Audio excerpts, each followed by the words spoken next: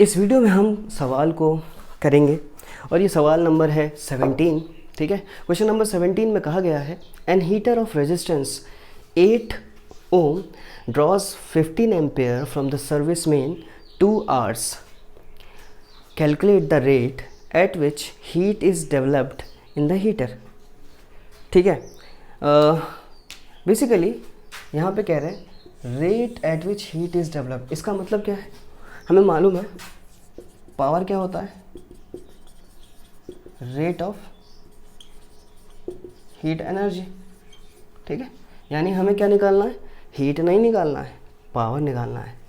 ठीक है, तो पावर का फॉर्मूला क्या होता है, वर्क डन अपॉन टाइम या फिर एनर्जी अपॉन टाइम या फिर हीट एनर्जी अपॉन टाइम, क्योंकि वर्क डन एच ई ये सब एक ही चीज़ है। ठीक है, और सबको जूल में नापा जाता है।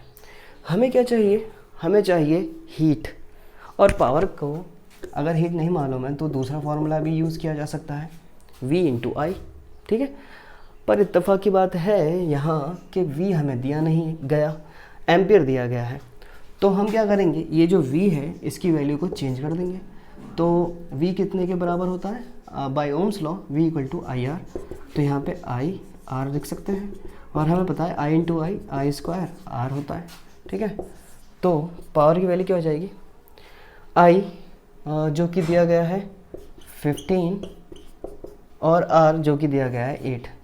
15 का स्क्वायर होता है 225, 8 से मल्टीप्लाई कर देंगे। तो यहाँ मल्टीप्लाई कर लेते हैं 40, 16, 16, 0, 8, तो ये हो जाएगा 1800 वाट, या फिर वाट को हम कैपिटल W से भी डिनोट करते हैं। आई होप आपके समझ में आया होगा किस तरह से इस सवाल को किया गया है। और अगर हम हीट भी निकालना चाहें तो इस फॉर्मूले से हीट को भी निकाल सकते हैं, जो कि होता है पावर इनटू टाइम। तो पावर आ गई 1800, टाइम कितना दिया हुआ है 2 hours, आवर्स तो रखेंगे नहीं, तो यहाँ पर रखेंगे 1 घंटे में 3600 होता है। तो 18 टू द 36 और 2 0 यहाँ पर, 2 0 यहाँ पर, ये तो एक दूसरे के भाई हो गए। तो 36 को 36 से मल्टीप्लाई कर लेते हैं, 6 6 36, 6 3 18, 6 3 18, 3 3 9 9, तो ये हो जाएगा 1296 और 2 0 2 0 यानी 10 टू द पावर 4 जूल। ठीक है, ये हीट की वैल्यू आ गई।